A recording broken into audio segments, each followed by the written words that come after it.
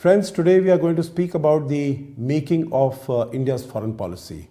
Foreign policy is a very complex subject, and there are a large number of players, a large number of stakeholders who are involved in creating the foreign policy of any country. As far as India is concerned, let us first very quickly look at what are the broad objectives that India's foreign policy is required to achieve and required to serve. First of all, promote national interest, and of course we have to determine what national interest is. Some of aspects of this national interest are keeping the borders secure, protecting the sovereignty and national integrity of our country. We know that we have about 3,500 kilometer border with China. We've just had a conflict there. We also have an unsettled border with Pakistan. There's line of control. So keeping all that secure is very important. It's a part of the responsibility of the Ministry of Defense, but also Ministry of External Affairs has a very important role to play. It also, the foreign policy of India also seeks to promote economic development and growth of the country. It seeks to support and promote the domestic transformation. What is the domestic transformation? Removal of poverty, providing a decent standard of living for the people, providing better infrastructure, better trading, providing jobs. All this is sought to be achieved also through the foreign policy, and all this needs to be achieved while protecting our ethos of pluralism, of democracy, justice, fair play, maintaining freedoms. We also need to have a cooperative and supportive external environment. That means all our neighbors have good relations with them. Also maintain positive and harmonious relations with foreign partners, those who might not be our neighbors. We have an extended neighborhood in Central Asia. We have an extended neighborhood in Southeast Asia, in ASEAN countries. Having good relations with them is also very important. Then ensuring that we maintain international peace, security, protect human rights, promote human rights, not only in our country, but the whole world. And then last but not the least, protect the interest of Indian diaspora. We have about 25 to 30 million of our people who are outside the country, and their interests also need to be protected. Let me give some general remarks. One is, as we have seen just now, the foreign policy and the domestic policies are very closely interlinked. We've seen promoting the economy of the country, that is a domestic policy, promoting industrialization, promoting the well-being of our citizens. All these are domestic policies, and foreign policy has an important role to play in it. In terms of formulation of foreign policy, we must recognize it's a very complex issue because there are a large number of players, there are a large number of stakeholders that are involved. It's also a very dynamic process.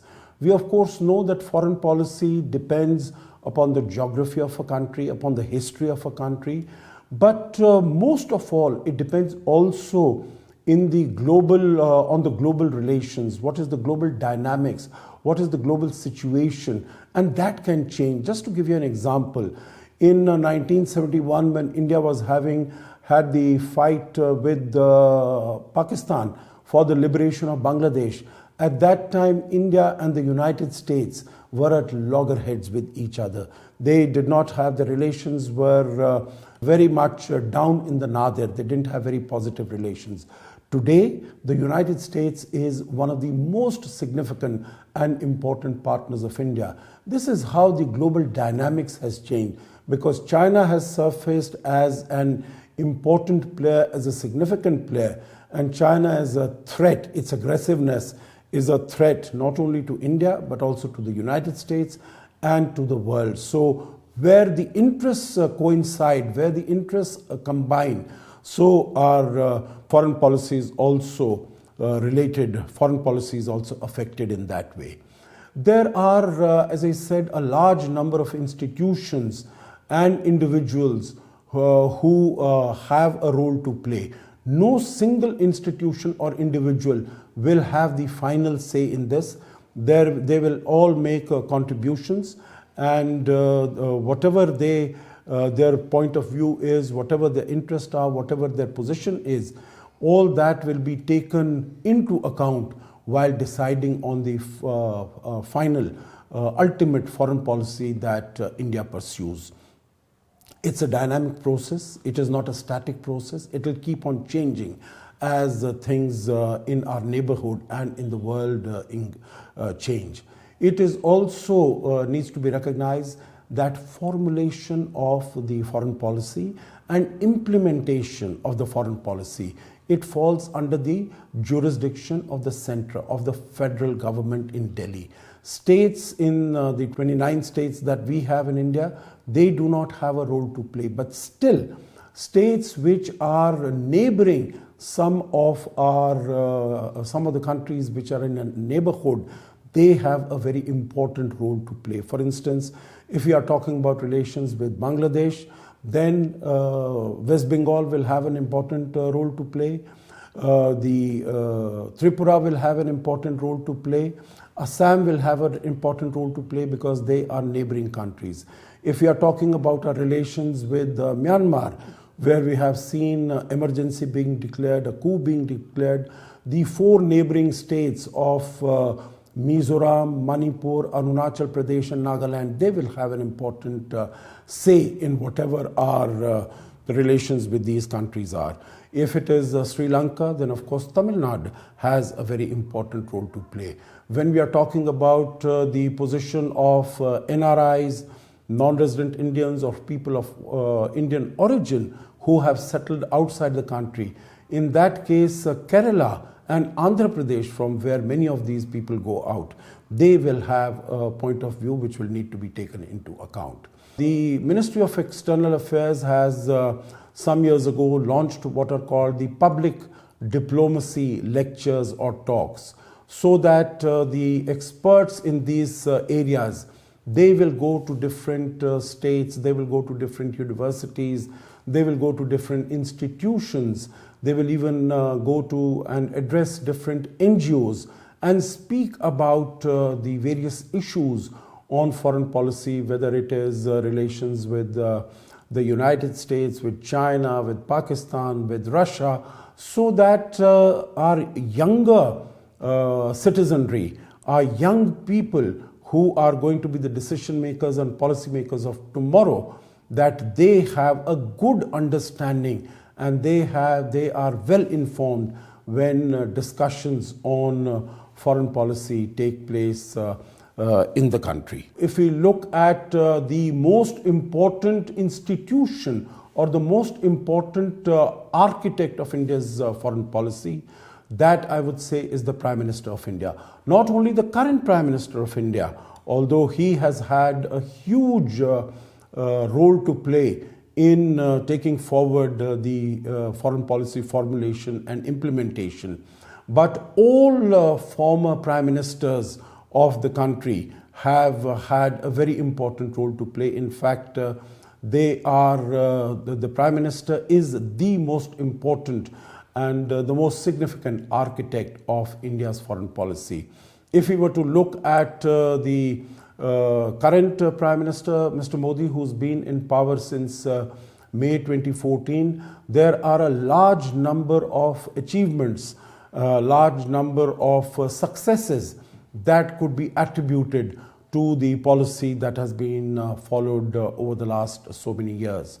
I think whether it is the neighborhood first policy, in which we see that our relations with all our neighbors over the last 6.5 years have improved very significantly, or we have the Act East policy, in which we have reached out to the not only to the ASEAN countries in southeast of India, but also reached much further from there in terms of improving relations with Australia, with Japan, with the Pacific Island nations like Fiji and all the other island states in that region, with the Republic of Korea, so that the Act East policy has been a great success.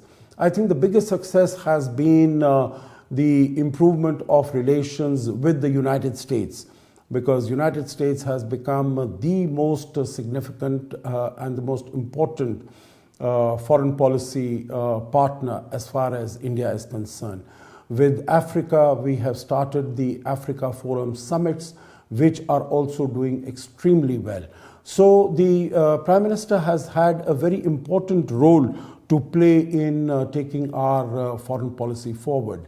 Just to look at some of the other in the previous years, but we need to recognize that in democracies where there are popularly elected governments, the chief executives are usually the final arbiters of the country's foreign policy, because there will be pressure points, there will be different interests that will be promoted, that will be sought to be taken forward. But ultimately, it is the chief executive, the Prime Minister in the case of India.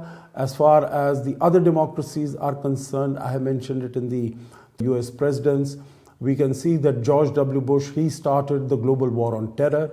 Donald Trump, he went back from all the commitments that his predecessor Barack Obama had made. For instance, the Iranian nuclear deal, he went back from that. In terms of relations with NATO, relations with the European Union, relations with China, Donald Trump moved very strongly away from what his predecessor had done. Similarly, French presidents, German Chancellor Angela Merkel, she has had a very strong imprint on the foreign policy of her country. Australian Prime Minister Scott Morrison recently, the pushback against China can be attributed to the foreign policy that has been advanced by the Australian Prime Minister Scott Morrison. South Korean President Moon Jae-in, the current incumbent, he has been very active in taking forward the foreign policy. And Japanese Prime Minister Shinzo Abe, who was the last Prime Minister, in taking the relationship with India forward.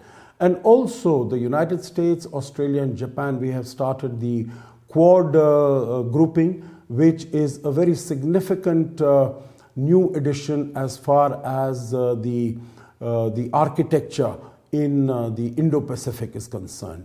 As far as India is concerned, all our former Prime Ministers, Pandit Jawaharlal Nehru, he had a strong imprint in terms of maintaining relations with China.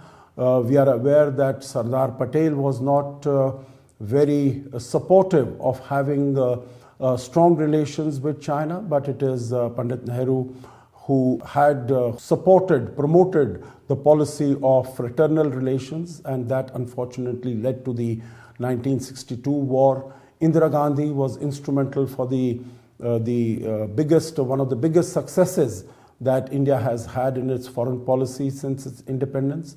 That is the 1971 war with Pakistan, when Bangladesh emerged as a free country.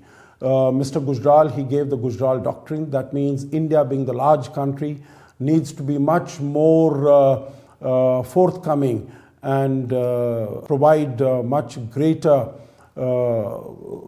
should not insist on reciprocity as far as its relations with its neighbors are concerned. P.V. Narasimha Rao, he established relations with Israel in 1992. He also launched the Look East policy. As far as Mr. Vajpayee is concerned, he established summit partnerships with a number of countries, with Russia, with ASEAN, with European Union. Also, he took the bus to Lahore and strengthened the outreach to Pakistan. So the point here is that all chief executives, all prime ministers have played a very significant role in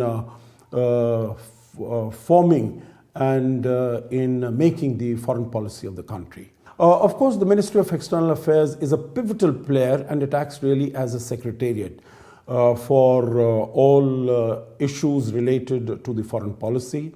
It is headed by Dr. S. Jaishankar, who was a Foreign Service officer, who is a professional, who is an expert. The Foreign Secretary, there is one Foreign Secretary and there are 3 secretaries.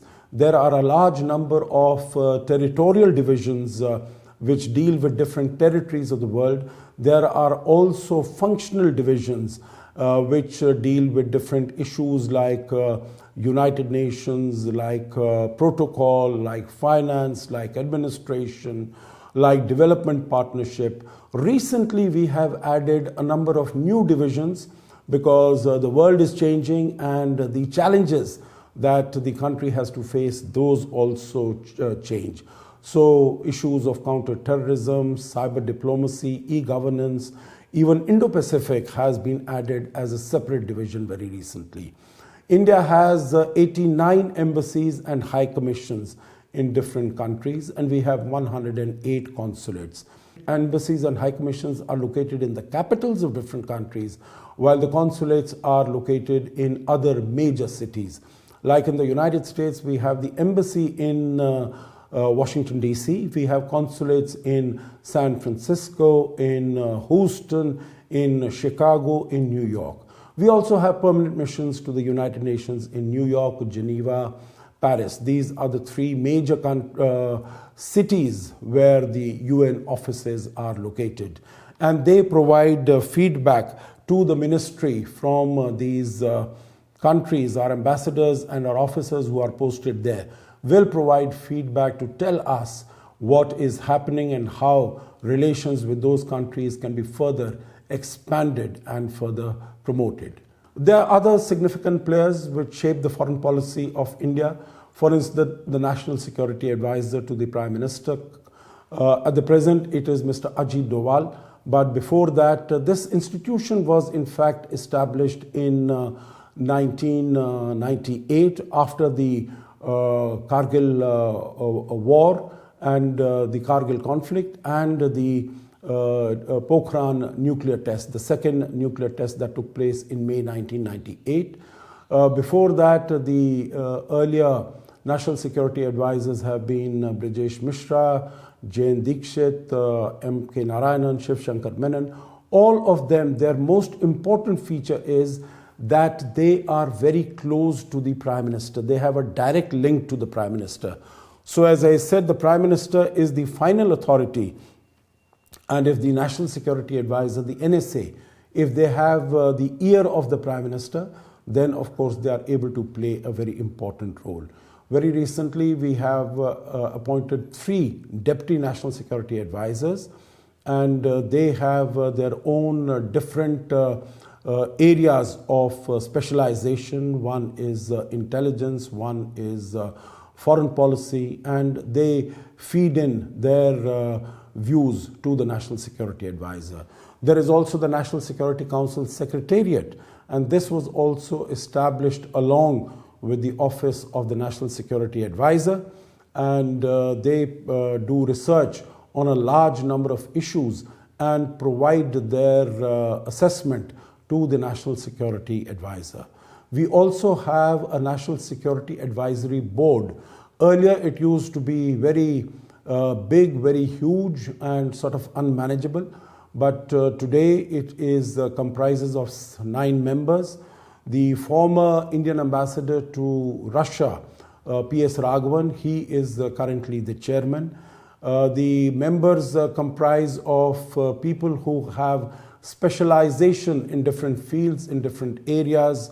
One of them is a specialist on Pakistan, which is an important issue. One of them is a specialist on relations with China.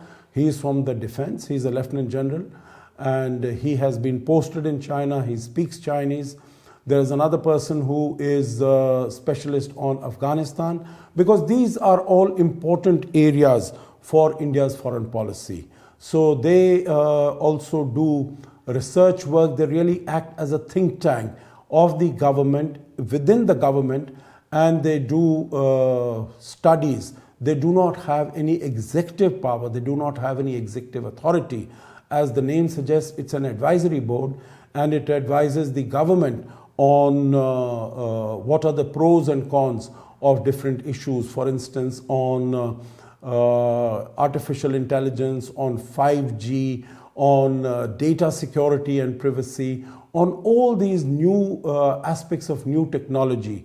They will be able to advise the government on what possibly its position should be, what its policies should be.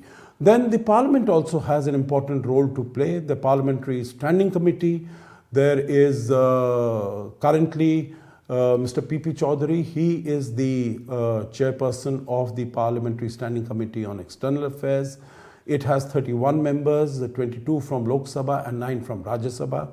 They meet periodically, they meet regularly, and they will discuss different issues as far as foreign policy matters are concerned. For instance, relations with China, what is happening on the border, what should we do, relations with the United States, relations with Russia, and then they will provide their recommendations to the government, to the Ministry of External Affairs. There are other parliamentary standing committees also on defense, on commerce, on science and technology, on finance. They also play an important role in formulating the foreign policy of the country. I think we also need to keep in mind that the ministries dealing with these issues, for instance, defense, commerce, science and technology, they all also have a role to play. And others, like for instance, water resources, when we are discussing our relations with Bangladesh, then of course water resources, Ministry of Water Resources becomes very important. So different line ministries also have an important role to play in our relations with different countries, and the parliamentary standing committees also will come in. So there it will have to be, when we are discussing matters which relate to different countries, as I said, as far as water sharing of river waters is concerned with Bangladesh, then it will have to be a whole of the government approach that will need to be undertaken. There are also a large number of think tanks, and they have research scholars, they organize seminars, they organize different conferences within the country and outside the country, and they provide their own thoughts, their own ideas.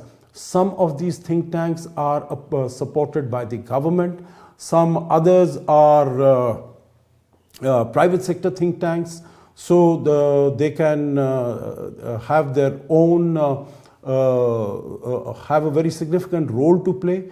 Some of them will have their own thoughts, will have their own ideas on which way the government should be going. So we are able to, the government is able to get ideas from a variety of sources. One of the most important of this is the Institute for Defense Studies and Analysis. This was established in the 1960s. It is supported by the Ministry of Defense of the Government of India. There is the Indian Council of World Affairs. This is supported by the Ministry of External Affairs. They have considerable degree of autonomy, but they are supported and funded by different arms of the government. Observer Research Foundation is a private sector think tank, but it also, for specific projects, it receives a number of grants from the government. It organizes several programs for the government, works in very close coordination with the government. We also have the Vivekanand International Foundation. That also is focusing on a number of areas. All these four think tanks are based in Delhi. Recently, about 10 years ago, we had the Gateway House, which has appeared in Mumbai. This is supported and funded by the private sector, and basically, of course, it looks also at foreign policy issues, at strategic issues, but basically it focuses much more on economic and commercial matters. For instance, recently you would have seen that India decided not to join the RCEP, the Regional Comprehensive Economic Partnership Agreement. So Gateway House and of course some of the others, because this was a very, very important decision that the government took, which the Prime Minister announced at the East Asia Summit in Bangkok in November 2019. But Gateway House and all the other think tanks would also be focusing on it and looking at it very, very carefully.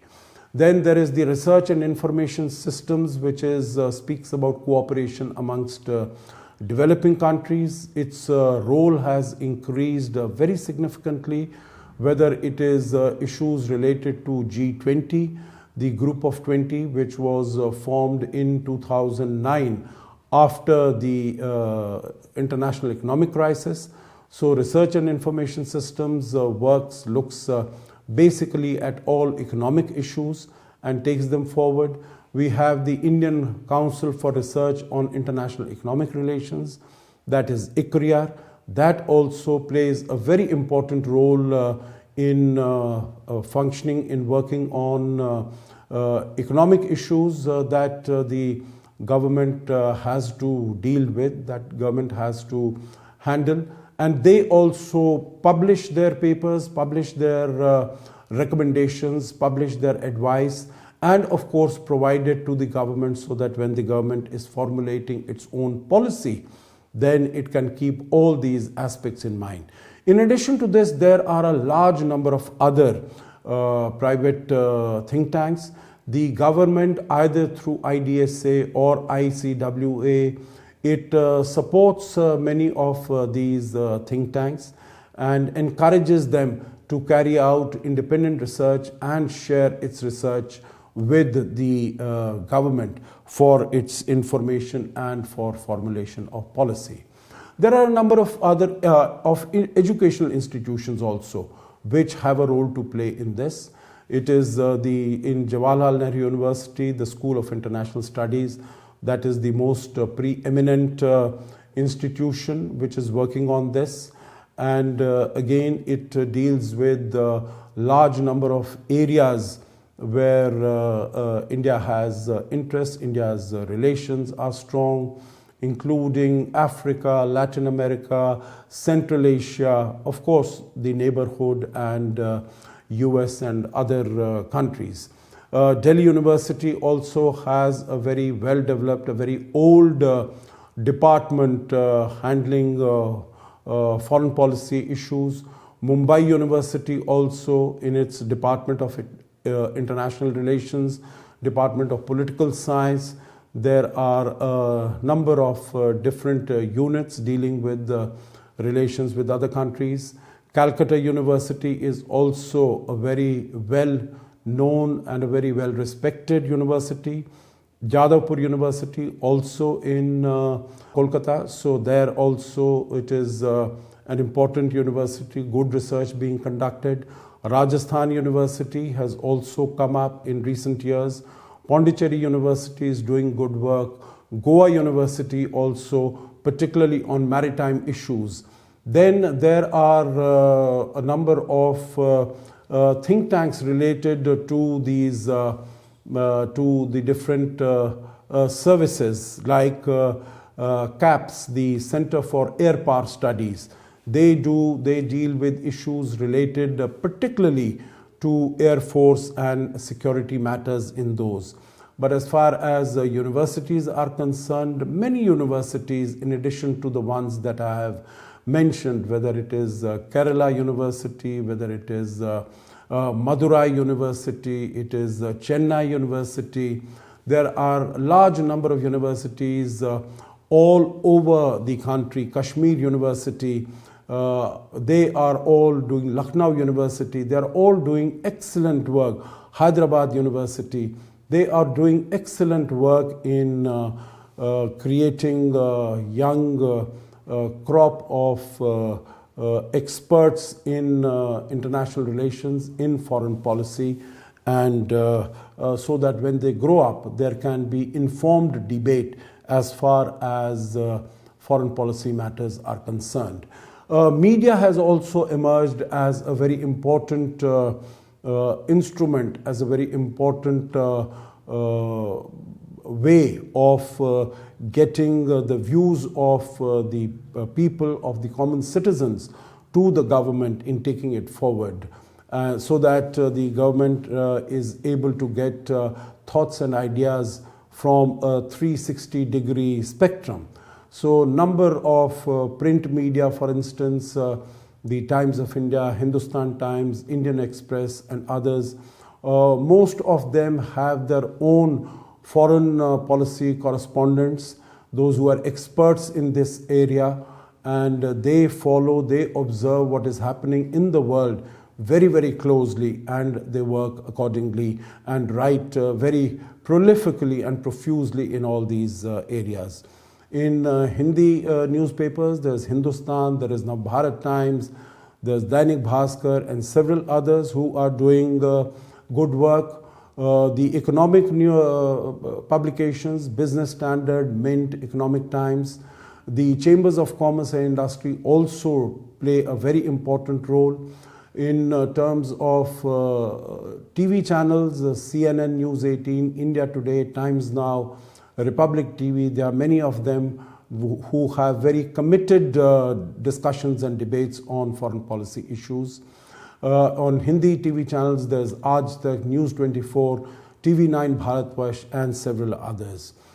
In these days of increased penetration of technology, social media has also has started playing an increasing role in carving and forming the foreign policy of the country. So to the final few words, there are a large number of stakeholders, there are a large number of actors, there are a large number of players in terms of formulating the foreign policy of the country. But of course, it is the official organs like the Ministry of External Affairs, Ministry of Commerce, Prime Minister's office, and the Prime Minister himself who play the most important role in formulating and in implementing the foreign policy of India. I hope you have enjoyed this presentation and have benefited from it. Thank you.